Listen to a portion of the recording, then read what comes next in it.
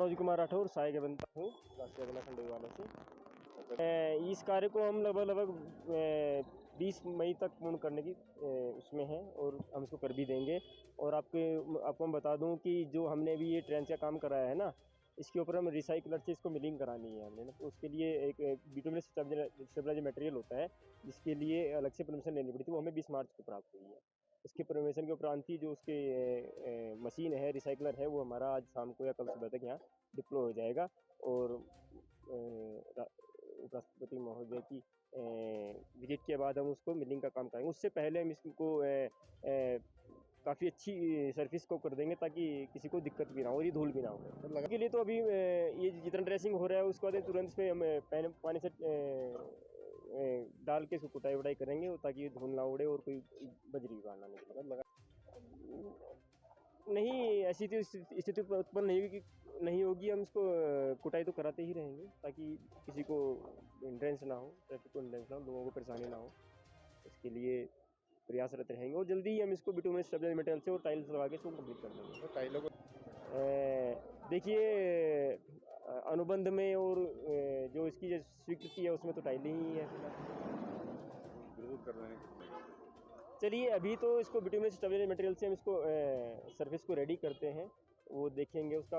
अभी तो इसमें वर्तमान में जो प्रावधान है वो टाइल चाहिए पर्यटक तो थोड़ी सी तो होगी। अगर कोई विकास कार्य होता है तो उसके साथ थोड़ा सा दिक्कत तो लोगों को थोड़ी सी होती ही है जब तक वो पूर्ण नहीं होता है, तो थोड़ा सा है ये।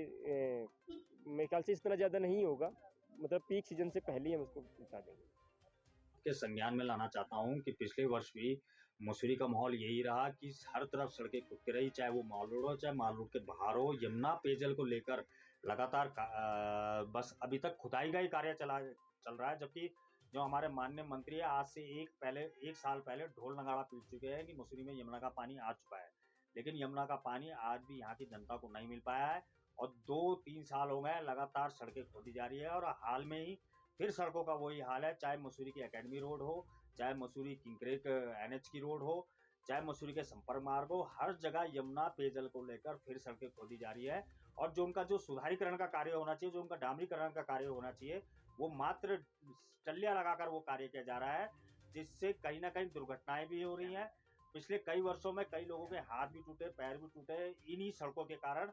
तो फिर कहीं ना कहीं कोई ना कोई दुर्घटना को फिर अंजाम देने की कोशिश की जा रही है। और जो आजकल जो कार्य किया जा रहा है वो इसलिए किया जा रहा है जल्दबाजी में कि 5 तारीख को यहाँ पे उपराष्ट्रपति का दौरा है मसूरी में, उसको लेकर फिर रोडों की लीपापोती की जा रही है, जो आने वाले समय में फिर दुर्घटना का कारण बनेगी। तो मैं तो शासन प्रशासन से यही मांग करूंगा कि जब भी कार्य हो तो गुणवत्ता के आधार पर हो, ऐसे ठेकेदारों से कार्य करा जाए जो गुणवत्ता के साथ कार्य करे और उसकी जो मॉनिटरिंग हो विभाग के द्वारा वो भी होनी चाहिए कि कार्य ठीक हो रहा है कि नहीं हो रहा है।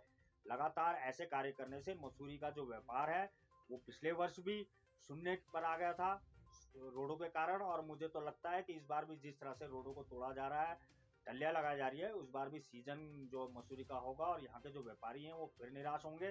तो इस तरह तो मसूरी भुखमरी की कगार पर आ जाएगा।